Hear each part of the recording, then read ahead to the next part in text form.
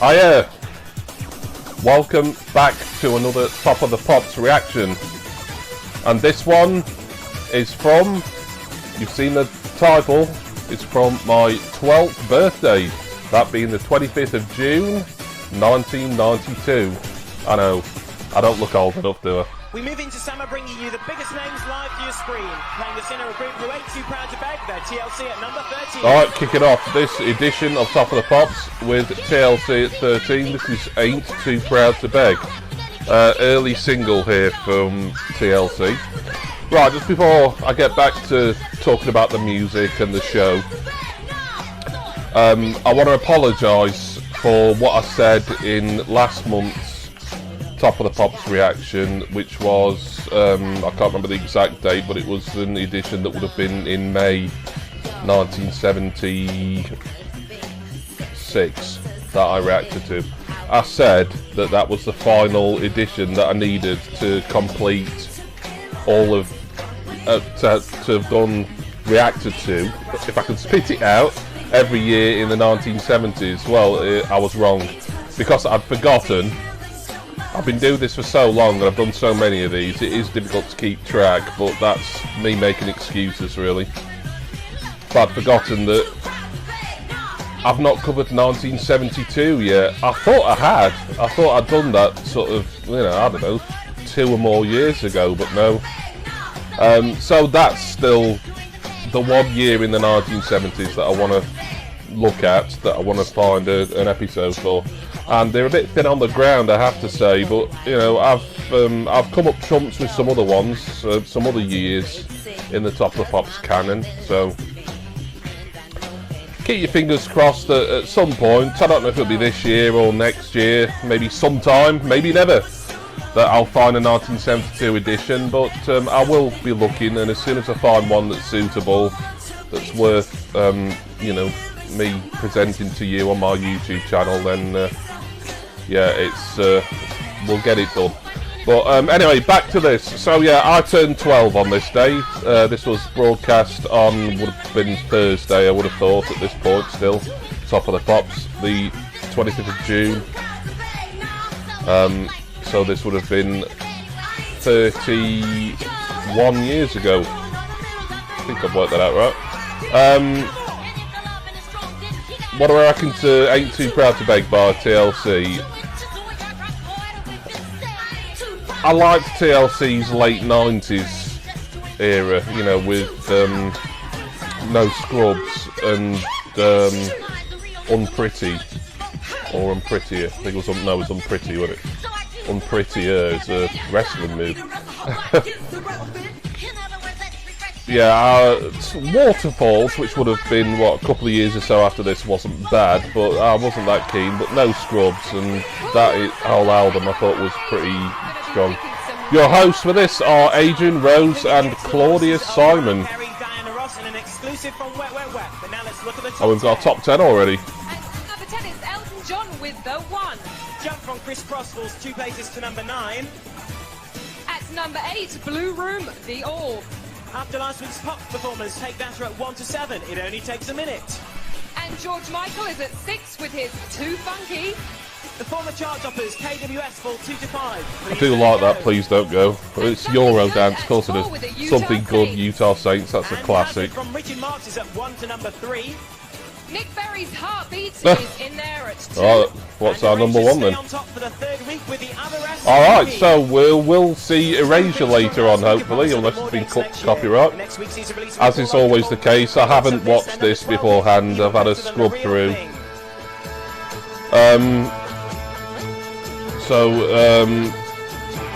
Oh yes, it's U2, I thought it was. U2 at number 12, even better than The Real Thing. This will be one of the singles from Axon Baby, which would have come out, that would have been end of 91, I believe. The lead single of that was The Fly, which got, I think that went straight in at number 1, I think. It got to number 1 anyway, and I don't know, to say it was one of U2's few number 1s, it seems a little bit of a forgotten kind of U2 track, but I love The Fly, I think it's great. Showing some new entries in the charts now. It showed London Beat twice there for some reason. I think that was a bit of a production error. Yeah, a bit of a weird era for the charts. They showed the top 10 quite early on, usually after the first performance, and then they'd only show some new entries, and then I think either later on in 92 or early 93 they scrapped because it was basically a crap way of doing things. So what do I think of this? I do like U2 generally, not everything they've done across the board, but I like them enough that I own a couple of greatest hits albums of theirs, and I quite like their Acton Baby era. I think it was a step up from Rattle and Hum, which would have come out, that would have been about 88, 89 I think.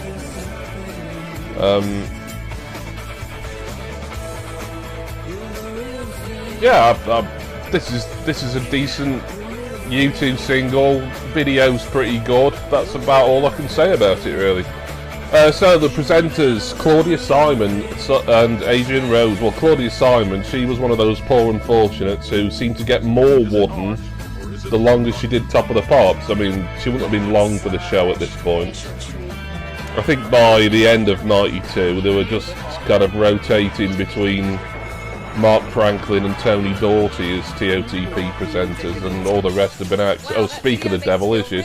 I mean, attractive woman, no denying it, but she just looked awkward all the time, and her voice was like just robotic almost. Anyway, at 19 we've got Tori Amos, Crucify.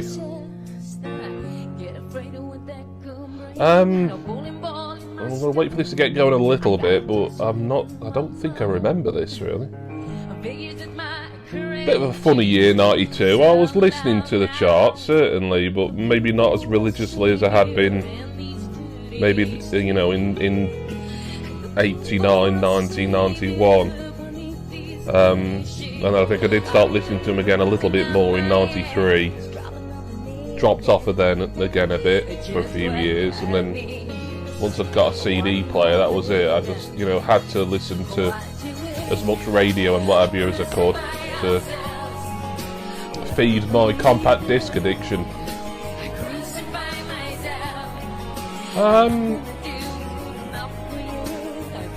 Yeah, I do know this, yeah. I mean, Tori Amos, I was never overly fond of her. Her biggest hits, I think, in the UK at least, would have been Cornflake Girl. I don't know, about a year or two after this. And, oh, there was the song of hers that got remixed in about 97. Professional Widow, I think it was, yeah.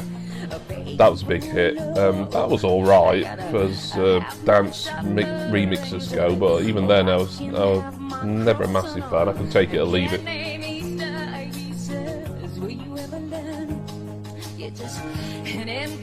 Looks like she's singing live. I wouldn't have thought she'd be playing piano live. If she is, it's impressive, as she's just not looking at the piano keys at all, is she? But I think some piano players can do that. They just, you know, the real sort of virtuosos, they can just feel where they need to be playing. I mean, obviously, not that it's the same thing, but obviously Stevie Wonder, you know, he can't see his piano keys, can he? Anyway, I won't get bogged down in that. This is pretty good, actually. I'd certainly choose this over Cornflake Girl and Professional Widow, I think. And there was nothing wrong with either of those two, but just, she's not an artist I ever really got into. A flatmate of mine back in my late teens, I think he was quite the Tori Amos fan, but he was a bit of a weirdo anyway, so that's probably what put me off a little bit as well, the fact that he were into her. So the other presenter, and why they're wasting money on having two presenters on this edition, I've no idea. Adrian Rose, become a bit notorious for Top of the Pops retro fans these days. There again, like Claudia Simon, his actual presenting career, I think after he was sacked from Top of the Pops for being shit, his career died on its arse, but he eventually wound up being quite a big a big player in the Celador production company. Celador, of course, made Who Wants to Be a Millionaire. Now, Symphony of Destruction is the title of this new track from Megadeth. Alright, Megadeth at number 15, Symphony of Destruction. Just heard Adrian Rose there. So to cut a long story short, it's not that long really, I'm not even cutting it that short, but when the 1992 Top of the Popsers, Top of the Popsers, it didn't sound right, it didn't sound right, the right pronunciation in my head then. But when the 1992 TOTPs were repeated on BBC 4, that was last year, Adrian Rose, for whatever reason, who's now a big name at Celador, or he was, quite recently, he wouldn't allow any of his editions, such as this one, for example, to be repeated on BBC 4. So there were loads of gaps in that BBC 4 1992 schedule every time Adrian Rose cropped up. So it's quite a good one to react to in a way, as this was one that you wouldn't have seen on BBC 4 in 2022, simply because Adrian Rose refused permission. And he was called all kinds of names on Twitter for it, and although it's his choice and everything, and maybe he didn't want to be reminded of just about what an awful presenter he was. There are others, like Claudia Simon, for instance. There's one or two others who survived even less time than that pair. You saw those on BBC 4, but for some reason Adrian Rose just said, no, you can't show anything with my likeness in it. So, anyway, I won't moan about him any longer. We all did that on Twitter like a year and a half ago. Megadeth, thrash metal. I mean, if you're sort of into this kind of thing, Metallica and that sort of thing, then I'm sure this is a decent single, but not really my scene. I kind of like seeing this kind of thing very briefly on like the rock chart on the RTV chart show. You'd see like a kind of slightly cheap looking video, like Megadeth or Metallica or Queensryche, or one of these late 80s, early 90s metal bands. You'd see them in the rock chart, and that was quite fun, as it's stuff you wouldn't normally see, obviously, in the normal singles chart, or in the top 10 on the chart show, at least.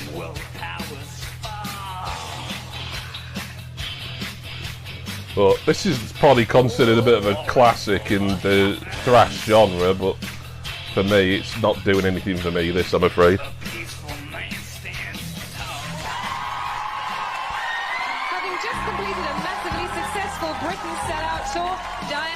Has moved on to Europe. See, that's the way she introduces things. It's like, that sounded like she needed to complete a sentence there, and then she just stopped. Anyway, I could spend all this episode just moaning about Claudia Simon and Adrian Rose. I won't moan too much about Claudia Simon, because, as I say, well, as bad as she was, A, at least she was easy on the eye, and B, she didn't block any of her presenting appearances from being repeated on BBC 4 last year. Anyway, Dana Ross is in the charts. I've forgotten what the name of this song is, but you saw it on screen earlier, and there'll be stuff about this in the info bar. So Dana Ross, I mean, her career was going for, at least 30 years at this point. Still looking pretty good for her age at this point in 1992. But the song itself it's very middle of the road, isn't it? Very, as TC from the Kirkham Report might call it, adult contemporary.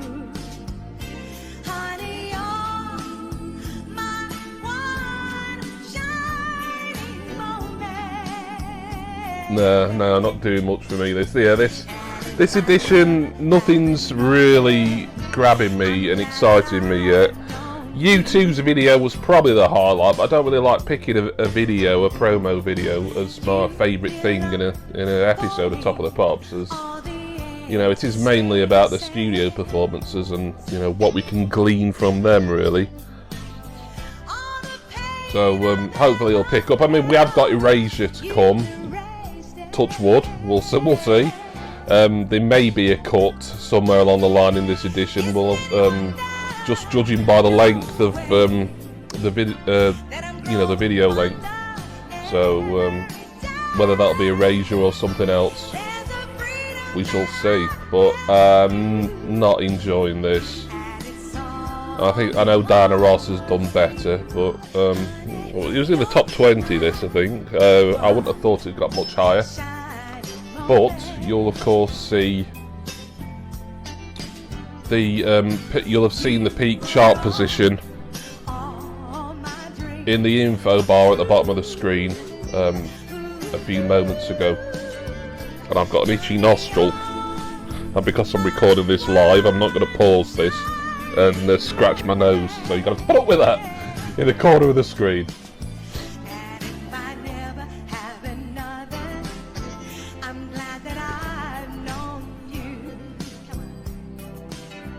I doubt I watched this episode of Top of the Pops on my birthday. I might have done, but I'd have thought I'd remember more from it if I had.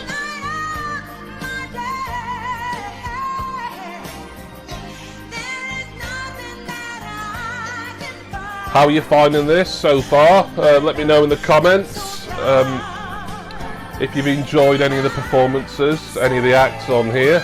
Let me know your thoughts about the presenters, as they've been a topic of conversation, albeit a one-way conversation, just me blathering on about them during this so far. No, that wasn't very good, though. Oh, there he is. Misery Guts. He was bad, he was bad. The Breakers. Oh, Def Leppard at number 17, Make Love Like a Man.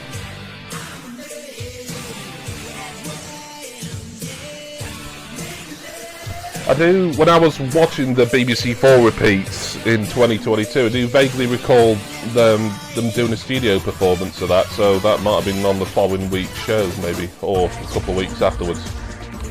Number 21 is Messiah, Temple of Dreams.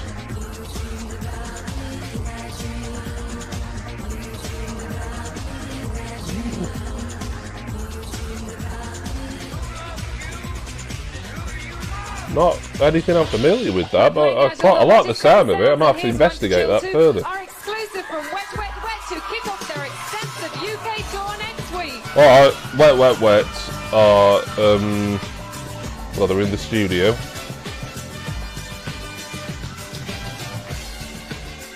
Just wait and see what the song's called and where it is in the chart. I think they put it on. Move away from that long shot. Oh no.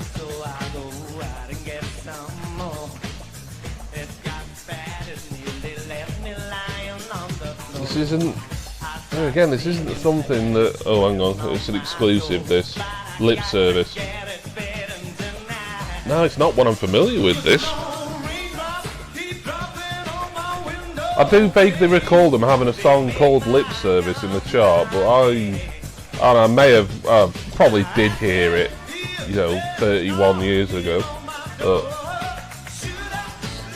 not one that, resonates with me today in 2023.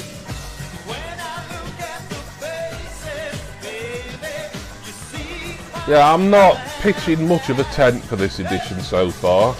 I do like finding these ones that were originally broadcast on my birthdays. It's just like a nice sort of milestone thing, and a kind of subtle way for me to commemorate my birthday on YouTube, really. I'm not a big birthday guy. I don't hype it up beforehand or on the day. But, I think just to kind of watch the Top of the Pops on, that would have been broadcast on the day I turned a certain age is just a nice thing to sort of, do. I've not done it every year of me doing these reactions, but I've found a few from the 25th of June over the years. I don't think it was last year, but probably the year before. I think it was my 18th birthday, so 25th of June 1998. I found that edition, which had 3 Lions 98 as the number 1, I think. And I probably had to cut that copyright thinking about it. Oh, well. and there's been one or two others. You can check back on the playlist. I do recommend that if you enjoy these reactions, first of all, thank you for watching, and also I've got loads in the archives now. Just go to the Top of the Pops reaction playlist, and you'll see some from, you know, I started doing these over 3 years ago now, and maybe getting on for 3.5 years. God, bloody hell, time flies, doesn't it? So I've covered a lot of years. Let's say about 1972 the better, because I was convinced that after 1976 I was done with the 70s, but no. But as I said earlier, 1972, I will, obviously, because I don't like gaps and it triggers OCDs and things like that for me, I will endeavour to find something, preferably without Jimmy Savile, obviously, because, you know, he was still ubiquitous at that point. Something from 1972 that we can react to as soon as I can, really. What do I think of Wet Wet Wet lip service? Well, not a lot. I mean, I wouldn't say it's the most awful song in the world, but it's just not my scene whatsoever.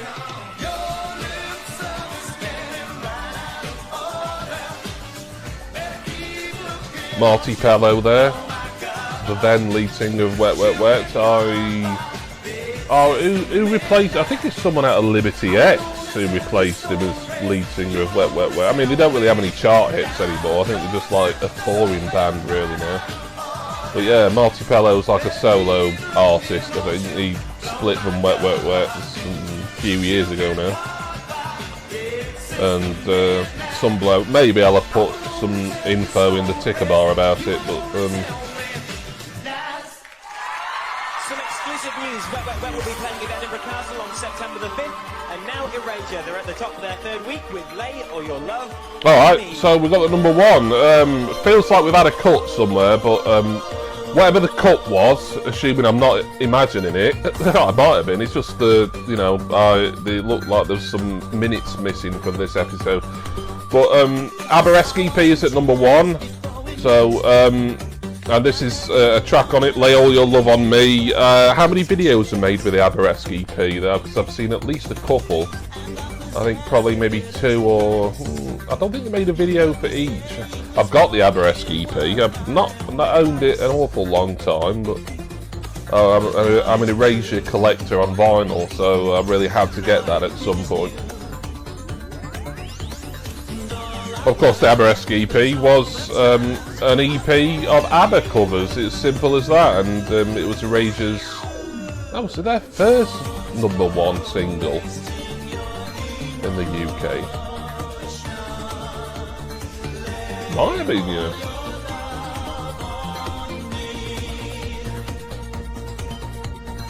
Might have been first and last. I mean, of course, they had plenty of top 10 singles throughout the remainder of the 90s and, you know, even into the 2000s. And they're still a big act as far as, you know, albums and tours and stuff are concerned now. I'm a big fan. You know, they're a consistently great synth pop duo, really. In the old Pet Shop Boys versus Erasure debate, I'll always go down as being more of a Pet Shop Boys fan, because I've just listened to them more consistently over the years, and I collected them, all their stuff, years ago as Erasure. Although I've always liked them, I've always been a fan since I was a kid. I've only really started collecting them in the past, you know, 1.5 to 2 years, really. But they've released some absolutely phenomenal singles over the years, and a lot of their albums, the majority of which I own, are really top quality as well. So there we are. Seems to be hanging strong at #1. Next week, the exclusive is from Jimmy I'll be Nail. here next week performing my new single, Ain't No Doubt. Well, so that that's got to Jimmy #1, Nail, I think. live and exclusive on Top of the Pops. We look forward to it. Good night. Till then, have a really good week. See ya. So awkward, aren't they? Anyway, that's it. Let me know what you thought of this edition of Top of the Pops. And I'm just going to go now and say that I hope you join me for next month's Top of the Pops reaction. It'll hopefully be better than this one. Cheers, everyone. See ya!